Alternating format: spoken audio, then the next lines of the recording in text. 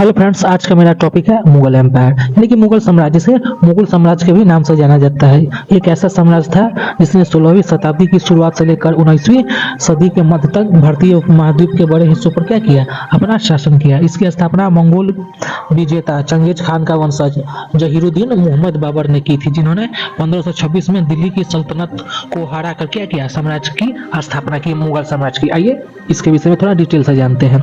जैसे कि आप सबने सुना होगा कि एकता में क्या होता है, बल होता है। इसका फायदा मुगल ने उठाया, यानी कि जब भारत के राजा में क्या था, आपसी मतभेद था, फूट था, तो उन्होंने क्या किया, भारत पर आक्रमण किया, इसका फायदा उठाया और उसको क्या किया, भारत के कमजोर एकता को विखंडित किया और मुगल साम्राज्य की उन्होंने नींव रखी। तो कुछ मुगल शासक हुए बाबर, हुमायूं, अकबर, जहांगीर, शाहजहां और औरंगजेब।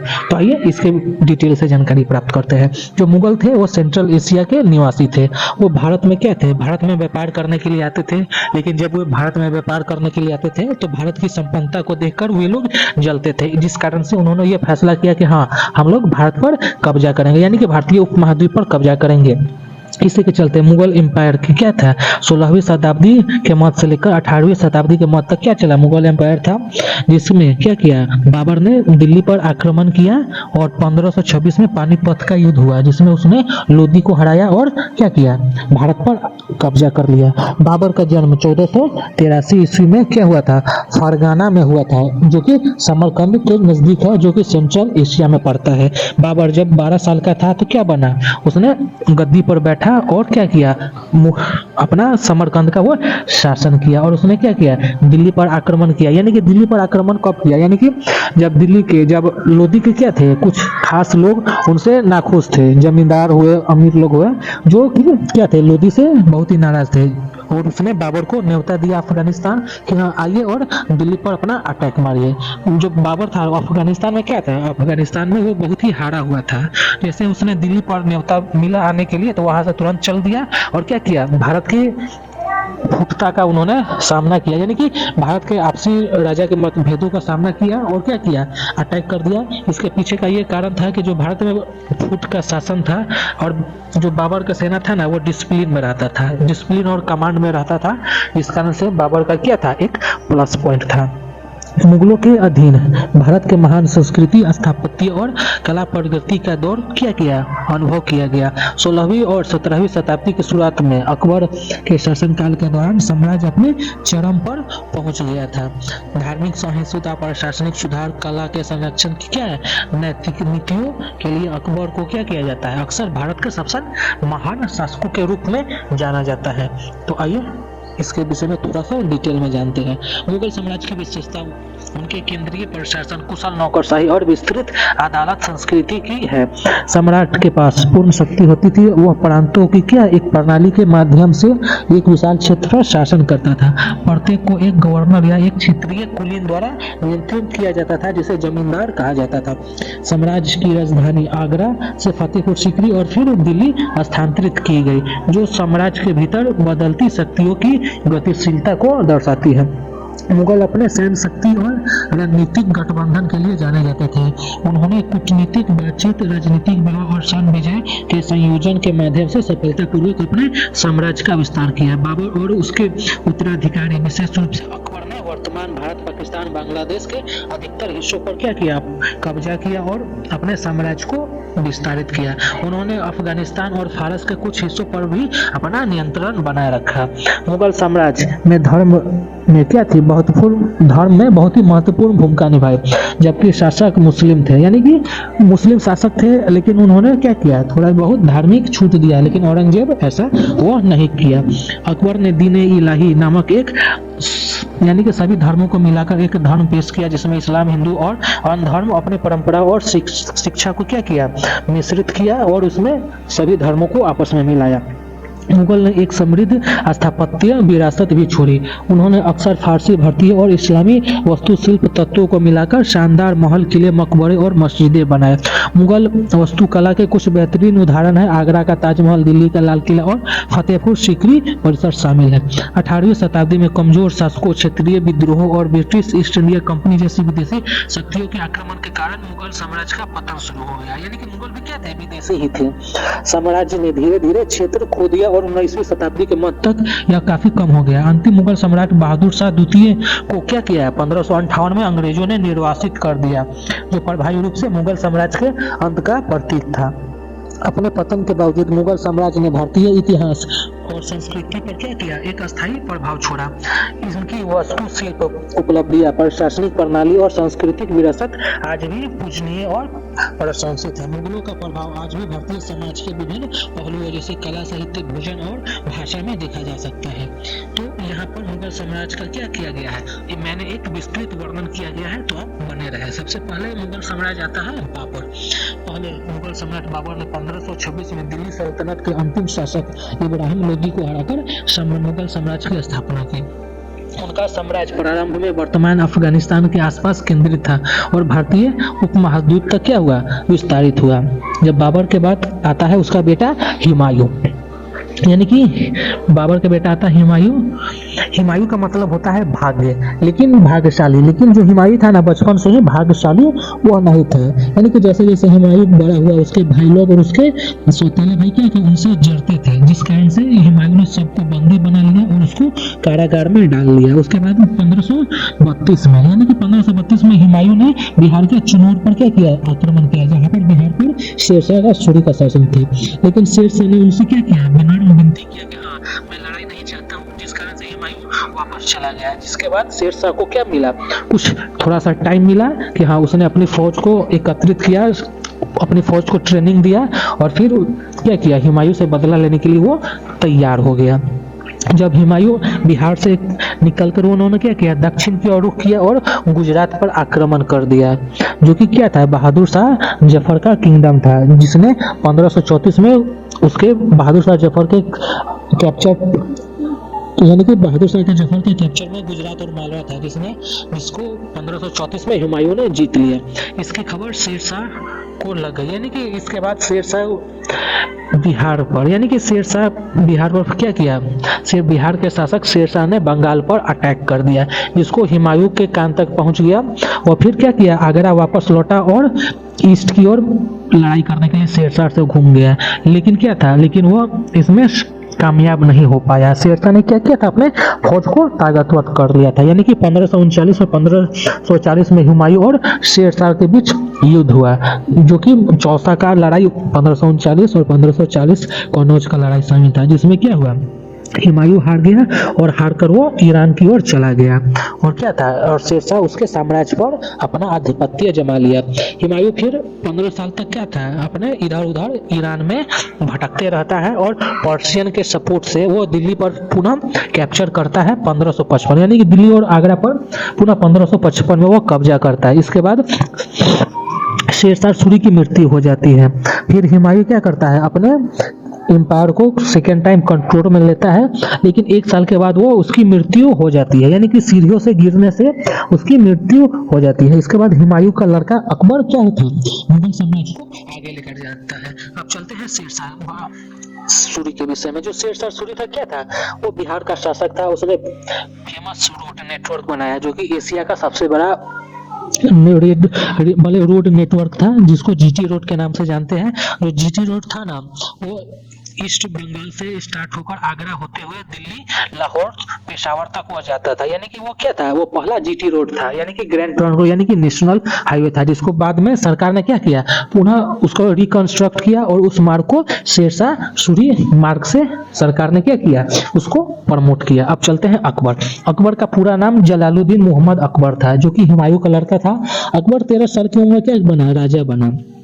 हुमायूं ने क्या किया, बैरम खान को अपॉइंट, यानी कि उसको नियुक्त किया कि हाँ अकबर को टीचर के रूप में। लेकिन जब हुमायूं मर गया तो बैरम खान क्या हुआ, उसका गार्जियन बन गया और अकबर को क्या किया, शासन प्रशासन में उसकी सहायता करने लगा, यानी कि उसको गद्दी पर बैठने में मदद किया। इसके बाद आता है हिमू, यानी कि जो अफगान कमांडर आदिल शाह का क्या था, सेनापति था। उसने देखा कि हाँ अकबर तो छोटा है, उसने दिल्ली और आगरा पर कब्जा कर लिया और मुगल साम्राज्य को हथिया लिया। इसके बाद मुगल साम्राज्य को हथिया लिया, यानी कि उस समय जो दिल्ली का गवर्नर था तारदी बेग था, जिसको उसने हेमू हरा कर यानी कि दिल्ली और आगरा पर कब्जा कर लिया जब अकबर छोटा था। इसके बाद क्या होता है, इसके बाद आता है हाँ, इसके बाद बैरम खान आता है और उसने क्या किया, हेमू को लड़ने का फैसला किया। यानी कि जब हेमू ने दिल्ली और आगरा पर कब्जा कर लिया तो उसने क्या किया, विक्रमादित्य की उपाधि उसने हासिल कर ली। तब हेमू उससे लड़ने का फैसला करता है, हेमू से बैरम खान लड़ने का फैसला करता है और पानीपत की युद्ध होती है 1556 में, जिसमें हेमू पराजित हो जाता है और दिल्ली और आगरा पुनः अकबर के शासन में चला आता है। ये रहा अकबर। यानी कि यानी कि हुमायूं का पुत्र अकबर को सबसे महान मुगल शासकों में से एक माना जाता है। उन्होंने उत्तरी भारत के अधिकांश हिस्सों को शामिल करते हुए साम्राज्य का अधिकतम विस्तार किया। अकबर और उसकी धार्मिक सहिष्णुता और प्रशासनिक सुधारों के लिए जाना जाता है। इसमें गैर मुस्लिमों पर जजिया कर का उन्मूलन भी शामिल है। उनका दरबार कला, संस्कृति और बौद्धिक गतिविधियों का केंद्र बन गया। अब चलते हैं अकबर के शासन का विस्तार में। यानी कि अकबर जब दिल्ली की गद्दी पर 1560 में बैठा तो उसने अपने साम्राज्य को विस्तार करने का फैसला किया। उसने क्या किया, विभिन्न स्टेट जैसे कि ग्वालियर, अजमेर, मालवा, उड़ीसा, कंधार, काबुल, बंगाल, बिहार, खांडेश, बरार और अहमदनगर, कश्मीर, यानी कि वो ऊपर से नीचे तक क्या किया, अपने शासन को फैला दिया। अब चलते हैं अकबर का राजपूत पॉलिसी। यानी कि राजपूत लोग क्या थे, लड़ने के लिए वो हमेशा तत्पर रहते थे। वो राजपूत बहुत ही बहादुर थे और वो लड़ना अच्छी तरीके से जानते थे। अकबर को क्या हुआ, राजपूतों से तकलीफ हुआ तो उसने क्या किया, एक नीति अपनाई जिसमें उन्होंने उनके समक्ष फ्रेंडशिप का न्योता दिया और उसके साथ फ्रेंडशिप का न्योता दिया और शादी करके एक गठबंधन बनाया। इसमें अकबर राजा बिहारी मल, अंबर के शासक बिहारी मल के पुत्री से शादी किया और उसका जो बेटा था जहांगीर, वो क्या हुआ, वो भगवान दास की लड़की से शादी किया। इसके बाद जो अकबर है ना, राजपूतों को अपने कोर्ट में हाई पोजीशन पर क्या किया, नियुक्त किया गया। जिसमें टोडरमल क्या था, रेवेन्यू ऑफिसर बनाया गया। राजा मान सिंह को मिलिट्री कमांडर बनाया गया। उसने अकबर ने राजपूतों को क्या किया, धार्मिक छूट भी दिया, जिसको वे लोग क्या कर आदर, जिस कारण से भी अकबर को राजपूत लोग क्या देने लगे, रिस्पेक्ट देने लगे। यानी कि उसने रिस्पेक्ट देना शुरू किया। अकबर क्या था, अकबर राजपूतों के कमांडर के सहयोग से क्या किया गया, वो जीतने लगा और जीतते जीतते अकबर फेमस हुआ। लेकिन इसके बाद आती है महाराणा प्रताप की एंट्री होती है, जो कि मेवाड़ का शासक था। उसने अकबर को स्वामित्व को स्वीकार नहीं किया। अकबर ने बार बार अपने एम्बेसडर को उसको समझाने के लिए भेजा, लेकिन जो महाराणा प्रताप था ना, वो उसके सामने झुका नहीं। इसके बाद आता है बैटल ऑफ हल्दी घाटी। यानी कि अकबर और महाराणा प्रताप के बीच जो युद्ध हुआ वो हल्दी घाटी का युद्ध के नाम से जाना जाता है। यानी कि बार बार महाराणा प्रताप क्या किया, अकबर के सामने जब सरेंडर नहीं किया तो अकबर ने अपने मिलिट्री कमांडर यानी कि मान सिंह को महाराणा प्रताप को मारने के लिए भेजा। यानी कि एक राजपूत को दूसरे राजपूत के समक्ष खड़ा कर दिया, जो कि हल्दी घाटी के युद्ध के रूप में लड़ा गया 1576 ईस्वी में। जिसमें क्या था, महाराणा प्रताप के पास 3,000 की संख्या में ही सैनिक थे। यानी कि जिस कारण से जो महाराणा प्रताप था ना, वो लड़ाई से अपनी पकड़ को खोने लगा और मुगल फौज था ना, उसको चारों ओर से अटैक करने लगा, जिस कारण से वो युद्ध हारने लगा। लेकिन जब सोचा कि हाँ जीत नहीं सकते तो उसने पीछे हटने का फैसला किया। यानी कि महाराणा प्रताप के कमांडर ने उनको क्या किया, पीछे हटने को कहा और बोला कि हाँ आप ये लड़ाई कल लड़ लीजिएगा। यानी कि इस युद्ध में वो क्या हो गया, महाराणा प्रताप बुरी तरीके से घायल हो गया और वो पीछे हट गया। जब वो पीछे हट गया तो उसने क्या किया, ये कसम खाई कि वो ना ही आराम करेगा, ना ही सोएगा और ना ही बिस्तर पर अच्छी तरीके से नींद लेगा। वो यानी कि वह फल और पत्तियों को खाएगा और बर्तन का इस्तेमाल नहीं करेगा, और वो जब तक वो अपने अपमान का बदला नहीं ले लेता तब तक वो ऐसा ही करेगा। यानी कि इसके बाद महाराणा प्रताप गुरिल्ला युद्ध के पॉलिसी को अपनाते हैं। यानी कि गुरिल्ला युद्ध जिसमें छुपकर दुश्मनों को अटैक करना होता है। यानी कि ये लड़ाई चलता रहा और चलते चलते महाराणा प्रताप ने क्या किया, अपने शासन यानी कि अपने टेरिटरी को उसने वापस हथियाना चालू कर दिया, जिसमें कुंभलगढ़ और चित्तौड़गढ़ शामिल है। अब चलते हैं अकबर के धार्मिक पॉलिसी के ऊपर। जो अकबर का धार्मिक पॉलिसी क्या था, बहुत ही दूसरे धर्मों को आपस में मिलाना था। यानी कि अकबर ने अपने धार्मिक पॉलिसी में समानता, भाईचारा, दया और सहिष्णुता को अपनाया। अकबर क्या था, अकबर इबादत खाना फतेहपुर सीकरी में उसने स्थापित किया। यानी कि इसमें दूसरे धर्म के लोग क्या आते थे, बहस करते थे, अपने धर्म के ज्ञान को बांटते थे। इसके बाद उसने 16 कुल नामक क्या किया, एक पंथ की स्थापना किया 1582 में, जो कि बाद में उसको दीन इलाही के नाम से जाने जाने लगा। इसका मेन फीचर था लोगों के बीच भाईचारा, बेईमान से न्याय, शांति का पाठ पढ़ाना। अबुल फजल अकबर के इस दीन इलाही को आगे बढ़ाने में मदद किया। अब चलते हैं अकबर का शासन प्रशासन। अकबर क्या था, अपने सेना का कमांडर इन चीफ था। उसने क्या किया, अपने सेना को केंद्रीकरण किया और अपने सेना में विभिन्न प्रकार के यानी कि अपने शासन यानी कि जहाँ जहाँ उसका शासन था उसने कई सारे मिनिस्टर्स यानी कि मंत्रियों को नियुक्त कर दिया है, जिसमें उनको क्या दिया गया, अधिकार दिया गया कि हाँ आप क्या कर सकते हैं, अपने मन मुताबिक कर सकते हैं लेकिन मेरे मुताबिक ही आपको चलना होगा। उसने वजीर को नियुक्त किया गया जो कि शासन प्रशासन में उनकी क्या एडवाइस देता था। दीवान को क्या किया, उसने रेवेन्यू यानी रुपये पैसा के लिए। बख्शी को उसने सलाह दिया अपनी सेना के सलाह देने के लिए। काजी को न्याय व्यवस्था और घरेलू न्याय व्यवस्था के लिए। और खाने समन को क्या किया, अपने शाही दरबार में जो भी शाही घराना में जो भी कुछ मसला होता था उसको सुलझाने के लिए। दीवाने खास में अकबर अपने मिनिस्टर से मिलते थे और दीवाने आम में वे आम जनता से वे लोग अकबर मिलते थे।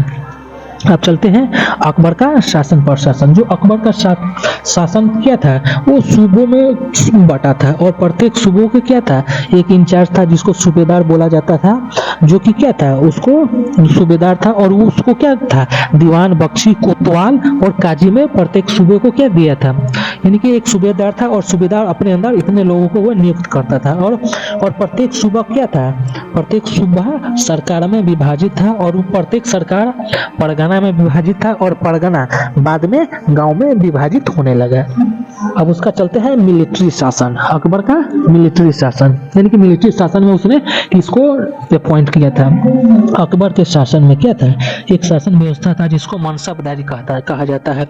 मनसब एक अरबिक भाषा है जिसका अर्थ होता है रैंक और पोजीशन, यानी कि प्रत्येक मिलिट्री और सिविल ऑफिसर का क्या था, एक मनसब यानी कि एक मनसबदार बोला जाता था और उसकी नियुक्ति शासन यानी कि शासक द्वारा किया जाता था। और उसका जो पेंशन और सैलरी था ना वो कैश और जागीर में दिया जाता था।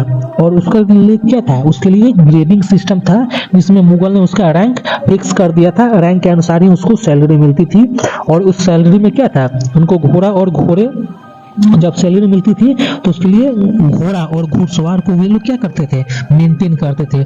जिस लोगों के पास जितना ज्यादा सब होता था उसको क्या था, उसका कमांड ज्यादा था और उसको ग्रेड दिया जाता था। उस ग्रेड को क्या बोला जाता है, जात बोला जाता था। अब चलते हैं अकबर का आर्ट एंड कल्चर। जो अकबर था ना वो क्या था, संगीत यानी कि अकबर के पास ढेर सारे नंबर ऑफ आर्टिस्ट थे जो कि देश भर से उसके यहाँ लाए गए थे और वो क्या थे, वो सभी फेमस थे। उन सब फेमस में एक था बसावन था जो कि क्या था, फेमस पेंटर था। अकबर खुद तो असाक्षर था लेकिन उसने पढ़े लिखे लोगों को नियुक्त अपने कोर्ट में कर रखा था जिनको वे लोग नवरत्न बुलाते थे, यानी कि 9 प्रकार के हीरे, जिनमें पहला बीरबल है, दूसरा टोडरमल, भगवान दास, मानसिंह, तानसेन, अबुल फजल, शेख फैजी, अब्दुल रहीम, शेख मुबारक। अब अकबर के बाद आता है उसका लड़का जहांगीर। अकबर के बाद आता है जहांगीर। जहांगीर यानी कि अकबर का उत्तराधिकारी उसका पुत्र जहांगीर हुआ, जिसने अपने पिता की नीतियों को क्या रखा, जारी रखा लेकिन कम उत्साह के साथ। जहांगीर के शासनकाल में पुर्तगाली और अंग्रेज ईस्ट इंडिया कंपनी जैसे यूरोपीय शक्तियों के साथ उसने क्या किया, व्यापार किया और उसको क्या किया, अपने शासन को विस्तार करने का सोचा। यानी कि जहांगीर क्या था, जहांगीर के बचपन का नाम सलीम था। जब अकबर की मृत्यु हुई तो उसने क्या किया, शासन किया। उसने जहांगीर 22 साल तक शासन किया लेकिन अपने शासन का जो 16 साल था ना उसने नूरजहां के साथ बिताया, यानी कि नूरजहां के इन्फ्लुएंस में उसको क्या किया, प्रभावित किया। और उसने जहांगीर ने एक चेन ऑफ जस्टिस की शुरुआत की, यानी कि उसके दरबार में क्या था, एक घंटा लगा था, यानी कि दरबार के आसपास एक घंटा था जो कि एक चेन से बंधा होता था। जो कोई भी क्या करता था, चेन को घिसता था तो वो सीधे जहांगीर के पास जाता था और जहांगीर उसका फैसला खुद करता था। जहांगीर ने क्या किया, सोने और चांदी के सिक्कों चलवाया, जिस पर क्या था, नूरजहां और जहांगीर का फोटो उसमें अंकित था, जो उसके रीजन में चला। जहांगीर ने अपनी ऑटोबायोग्राफी तुजुके जहांगीरी लिखी, जिसके तुजुके जहांगीर लिखी, और उसी के शासनकाल में जो अंग्रेज ट्रेडर सर थॉमस रो क्या आया, उसके दरबार में आया और उसके साथ ट्रेड करने का लिए परमिशन लिया। उस जहांगीर ने क्या किया, अकबर के शासन प्रशासन को आगे जारी रखा। उसकी मृत्यु 1627 में हुई। उसके बाद क्या बना, जहांगीर के बाद शाहजहां उसका उत्तराधिकारी बना। तो आइए शाहजहां के विषय में जानते हैं। शाहजहां जहांगीर का पुत्र था। ताजमहल का निर्माण कराने के लिए वो प्रसिद्ध है, जिसे दुनिया की स्थापत्य उत्कृष्ट कृतियों में से एक माना जाता है।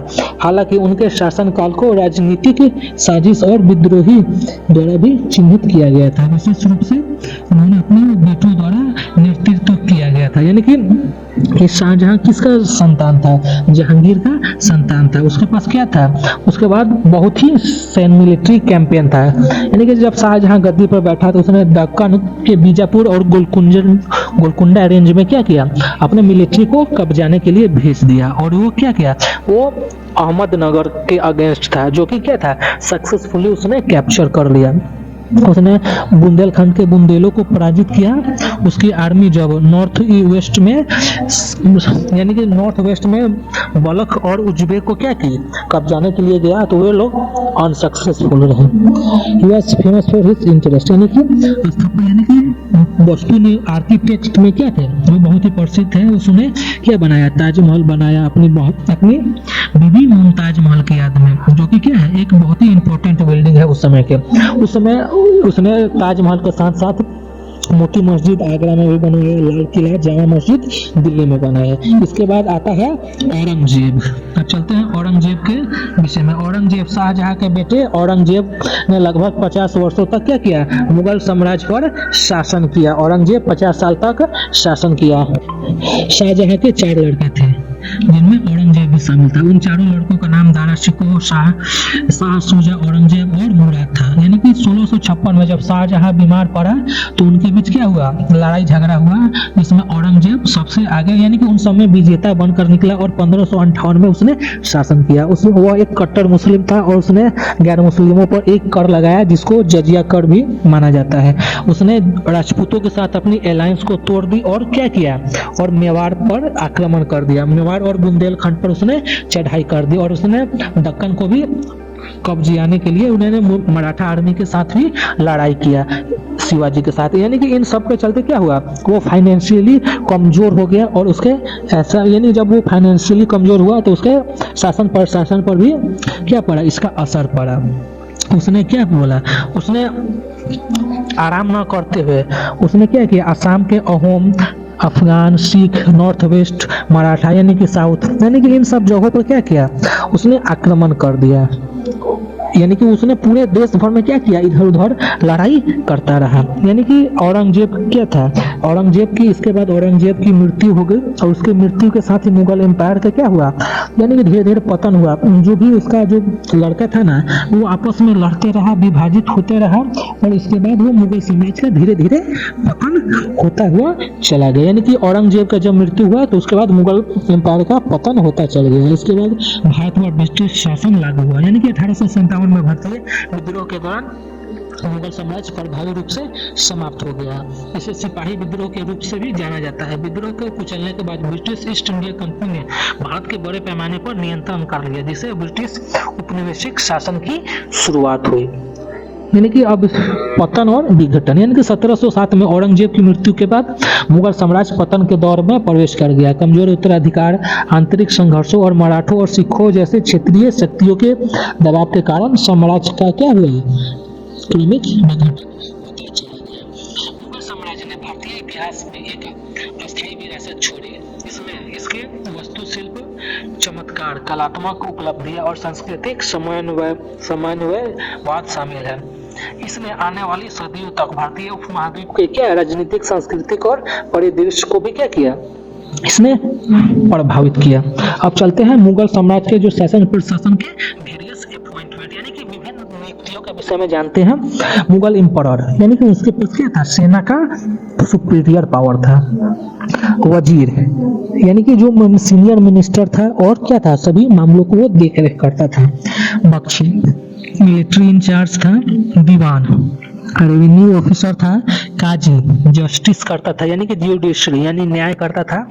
खाने समन यानी कि इंपीरियर यानी कि शाही घरानों का क्या था, इंचार्ज था खाने समन। मीर तुजुक यानी कि सभाओं का मास्टर था। कोतवाल पुलिस ऑफिसर यानी कि शहर के पुलिस ऑफिसर था कोतवाल। दरोगा डिस्ट्रिक्ट ऑफिसर को दरोगा बोला जाता है। अब चलते हैं division of Mughal empire for administrative control.